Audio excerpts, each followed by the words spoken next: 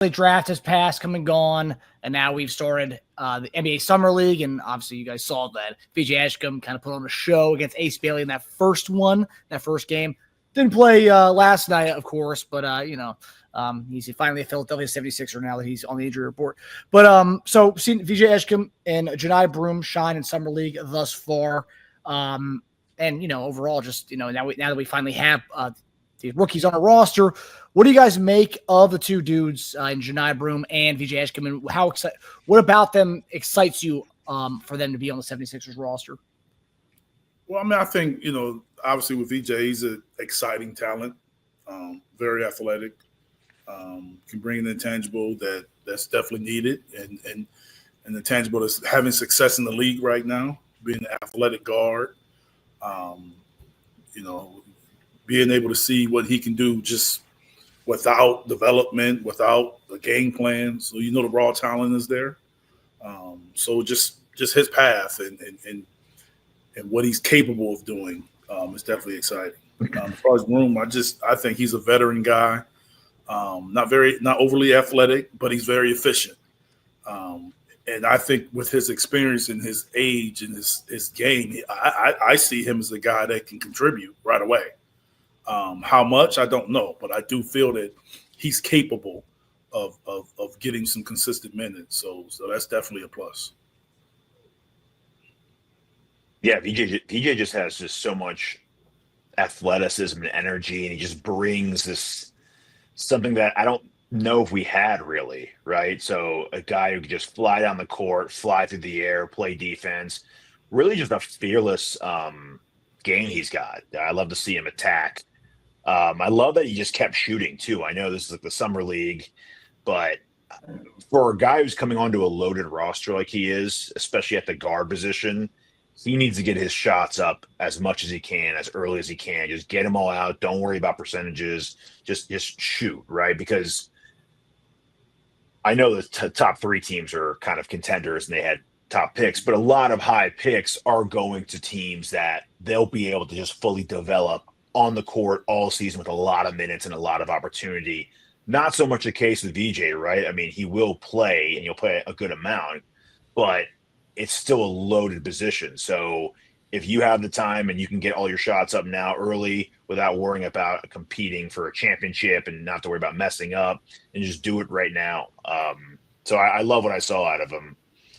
Broome, I totally agree with you. He's like a veteran. I just got that veteran feel from him. He looks really confident. He knows his game really well, and he's comfortable in his game. He knows his post game, and he's no slouch defensively. And I like seeing the 3-pointer come alive. So if he can keep shooting that three, I think he could play some minutes with Joel and get some more minutes in that not starting five, but with some of the starters. I think he can contribute. Yeah, some of the drawbacks I saw from some of the draft experts and a lot of the Sixers fans were drafting a guy, Broome, who's had a really inconsistent 3-point shot. His game won't translate to the NBA is what a lot of people said about him, everything he did in Auburn. Like Teja said, we're already seeing the 3-point shot. Well, 4 for 9 in 2 games so far in Summer League. I'd like to see him, his usage overall kind of go up a little bit. I want to see him get ball in his hands more. I feel like he's kind of being relegated to being a corner spot in Summer League so far. But Eric, when you hear people say stuff like, "Oh, his game won't translate to the NBA," what do you say to the people who say that? Well, I mean, based on what you see or what you've seen in college, then they have a valid point. Now it's up to him changing or developing his game, and the Sixers developing him and finding a niche for him. We'll see if that can happen. All I'm saying is the intangibles that he already has, I feel that are valuable for him with our team. First, he's a position of need. So, yes, he's not going to get the ball on the elbow and get the ball on the post a lot because, we all know that's kind of Joel's area. But let's say Joel isn't playing. I mean, that's a talent that's going to be needed. Now, in order for him to play with Joel or play with some of the top guys, yes, he does have to stretch out and at least be a threat from three. And from what I've seen, he's capable of having a percentage that's very playable so far. and we'll see if that continues. But so far, he's been able to do that, and he's taken not just corner threes; he's taking threes a little further out at the top of the key. So, you come in, you find your niche. Sometimes guys are shooting those long shots. You get into the season, and then you find a way to get more corner shots because it's a shorter shot, and then maybe your percentage even goes up even higher. So, but we'll see. I just think that he has an intangible that's worth taking a look at, and I think he has a chance to earn minutes consistently. Yeah, it's encouraging for sure. What I've seen. I'm not going to say he's a 50% 3-point shooter, but he doesn't need to be really in order to see the floor and be able to stretch it out. I think if he had a challenge, I think his biggest challenge, even more so than threes, is defending from the standpoint of, especially if he's at a 4, he could be guarding a lot faster, more guys that are closer to 3 than 4. So being able to do that and not having to guard a bigger guy, more of a 5, I think that'll probably be his biggest challenge coming in, even more so than shooting spot up threes. Most of his threes will probably be clean shots, at least initially. So I still think that the bigger presence he can make defensively, that'll accelerate maybe the playing time. Yep, I agree. Now, Eric, obviously Salt Lake City is the first summer league, and then in a few days we're going to head to Vegas, and that's where the main summer league portion will begin.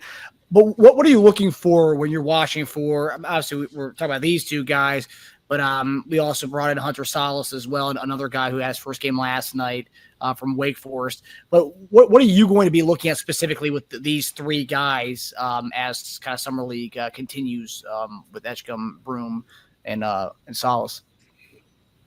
For me, I don't put as much weight into summer league as some people do. From as far as just how guys, their numbers. But one thing I do value is, do they play hard? Is the effort there? Do they take possessions off? Or are they running back in transition every time? Like, I kind of pay attention to that, because I think for the most part, if you watch the guys in college and you followed them and you kind of watch them, you already know their skill set. Like we already know that. Like VJ, for instance, we know his skill set, and his energy was there. And from what I got from that was like his conditioning's good. So now you can do different things with him. He is a guy that maybe can't pick up full court, because we all know he's not going to get 27, 28 shots in a game. So you can use that energy in other ways. So I kind of look at that, because the skill set, after we seen what Tim Duncan did in his summer league and what he turned out to be,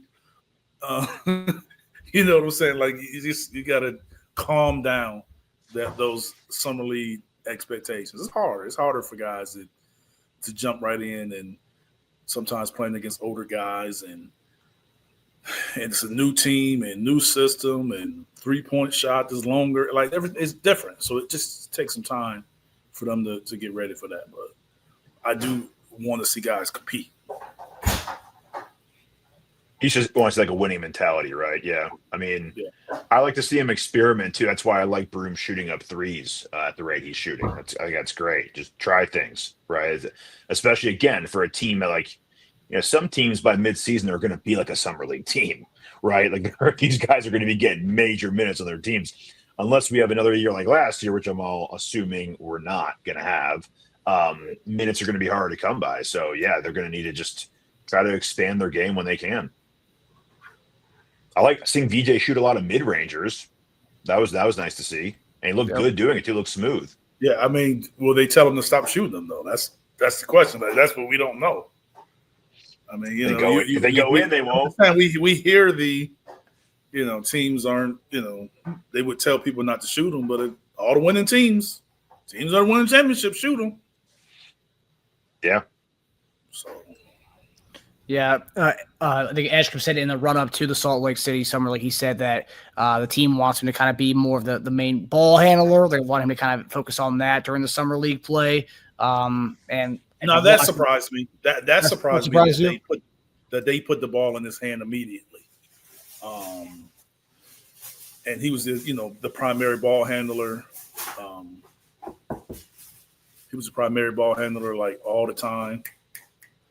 And so I was thinking more 2 guard, off guard. But then when he came down and he was running and initiating the offense, I was like, oh, well, they're taking a look at him from a different angle.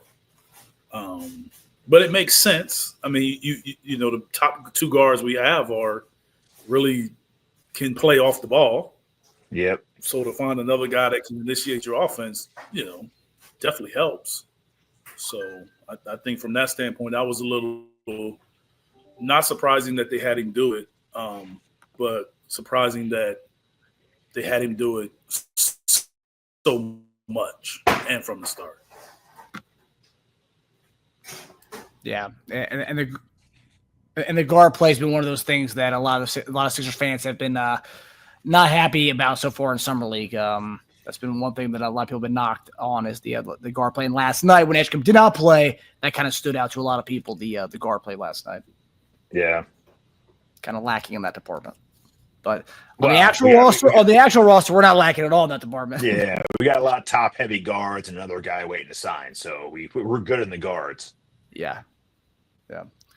We got a comment in there from Duck Holiday. I know people are impressed with VJ, but I don't like the route 76ers are taking, and B deserves more than the run backs.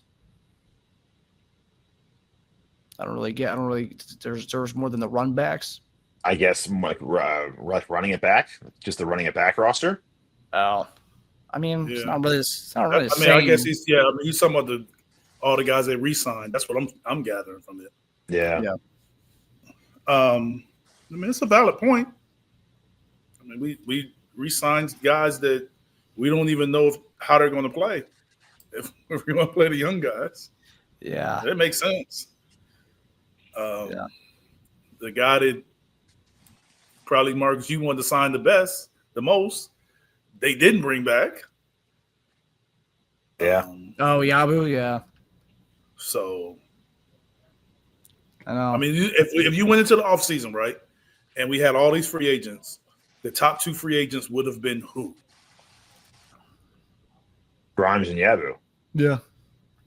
Who? Grimes and Yabu. Okay, the 2 guys that aren't signed. Yeah. So that's Wow. I'm just saying that's a valid comment. Yeah. I mean, I'm just saying. Now you said we didn't really give an those are the offer 2. either. The two that you were signed the most are the 2 that aren't signed. So my question is, VJ Edgecombe, as a defensive specialist as yourself, do you see him playing well next to Maxey, Eric? I mean that's one thing I mentioned earlier. Was I thought his conditioning was pretty good. I thought his energy and effort was solid. So if you all of a sudden his minutes are decreased a little bit, which means you can kind of ask him to do more. I think one thing that he will be asked to do is change the tone defensively. I think he should be a guy that pick up full court. Take upon that it'll be a challenge because you got to guard these top guards every game. But I do think that that's something that they can establish with him. And I do think that he can do that alongside Maxey because I think with his size, he may be able to guard the 1 and the 2. And that's what you have the versatility with the athletic. By him being a good athlete, that versatility would come into play, being able to guard both guard positions. So whenever you have that, you can play with any type of guard, whether it be a point guard or off guard. So I think him handling the ball more, pushing the tempo and pushing it, trying to play faster, and then being able to extend the defense is something that I think that, they need to take a look at, especially early on. And I think that will ultimately allow him to be beside Maxey because his ability to challenge the team and be able to extend the defense and be able to be that guy that can kind of take pressure off Maxey as far as having a guard, a lead guard or a top guard. And I think he'll be able to be really aggressive because his minutes aren't going to be sky high on this team. So he'll be able to be a little more aggressive on defense and not have to worry about fouls. Well, I mean, you should worry about fouls. You just don't want to foul. Yeah. No. But I get what you're saying. He can be more aggressive. And that's why I say extend the defense, which means that you extend, you pick up full court, and you make them start their offense out higher. The higher they start their offense, the lower percentage is most times, or most guys when they have the ball further away from the basket. But you're able to extend your defense. You're able to take more chances, get in more passing lanes, make them play a little slower, make them play against the shot clock. So extending your defense can really, really help you. And if you look at our team, and you look the last year or so, we really didn't have anybody like that. We had one guy, I can't think of his name. He got injured. That was supposed to be like that. He just went to Golden State last year. He got injured at Golden State. Melton. So he was supposed to be like that kind of guy. Yeah, it's true. But if you look at VJ, he's, more athletic. I don't know if he's bigger. He didn't look as big on television as I thought he did. He's definitely not as long as Melton is. Melton was really long. But, yeah, he plays bigger. Plays a little bigger. But I think that kind of mold is kind of where he's headed defensively. Now, offensively is where, we'll see how big of a jump he can make throughout his early career. But I think defensively it's something that he should be able to do. That were my expectations for him is to take that challenge and take that jump faster defensively than offensively. And if he's not playing, 36 minutes a game, if he's playing maybe like 20 or 18 minutes a game to start the season, you can play. Yeah. I mean, he can expend that energy picking up guys full court too, right? Yeah. If you were coach, would you make VJ play the 1 and you make Maxey play the 2, more like an Iverson role? I think y'all did a great job freeing up AI through constant screens and drags. I think that would help Maxey. I think it would make the team better. Not better from a standpoint of just winning more. The team better as far as putting guys more into roles, because you pretty much tell him, Maxey, go score the basketball. And by doing that, you take away more of just like with AI, when I went to the point, you took away his playmaking responsibilities of running the team, putting people in their spots and doing all of that stuff. You just say, hey, this is what you do. And I think he can do it really well. If VJ can have the ability to defend, especially defend multiple positions, it's something that they may need to take a look at. I think it would just take time to see if he can handle the load of being the primary ball handler. Like, that's hard in this league. And it's hard as a young guy, and it's even harder on a team where you're expected to win. And you expect them to play with guys that are expecting the basketball, and because no matter if the coach is calling the plays or who's calling, the primary ball handler is still going to be the guy that everybody looks at if things don't go right and don't function right. So it's intriguing to try. I'm just not sure if he's capable right now to be that guy. But it is an intriguing thing, and it's something that I thought that by him being drafted, that this is maybe somewhere they could end up going, especially – and that was confirmed when they played him primarily at the point before this summer league game. Yeah. Yeah. So there you go. And RJ Bull says, I think he can make a good point guard. I really like his core vision. I mean, saw some of that in that summer league game, but again, summer league, not the league. Yeah. So.